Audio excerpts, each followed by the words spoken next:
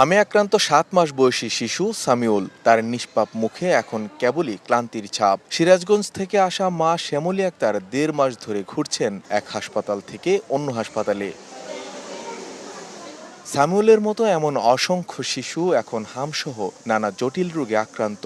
বাইর থেকে বের হয়েছি ১.৫ মাস ধরে। সিরাজগঞ্জ হসপিটালে আসছিলাম ৭ দিন, ওর থেকে যে মেডিকেলে বগুড়া আসছিলাম ১ মাস, ওখান থেকে THS ৯ দিন ধরে। আমরা ১০ দিন ধরে এখানে আছি।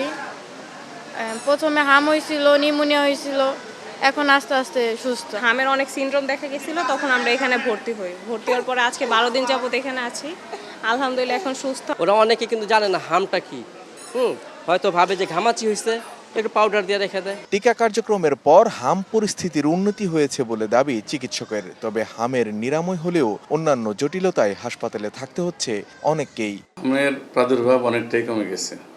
নতুনভাবে আক্রান্ত হয়ে হাম আমরা খুবই কমই পাচ্ছি। এটা আমরা বলতে পারি টিকার সুফল।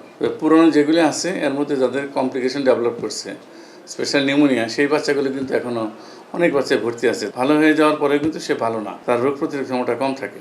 নিজের ইমিউনিটিতে ফিরে আসতে ৪ সপ্তাহ লেগে যায়, ৪ থেকে ৬ সপ্তাহ। এই সময়টা আমি মনে করি আইসোলেশন থাকা ভালো। চিকিৎসক বলছেন শুধু টিকা দিলেই হবে না, দরকার সচেতনতা বৃদ্ধি। মানিক মোহাম্মদ ওমর, সময় সংবাদ, ঢাকা।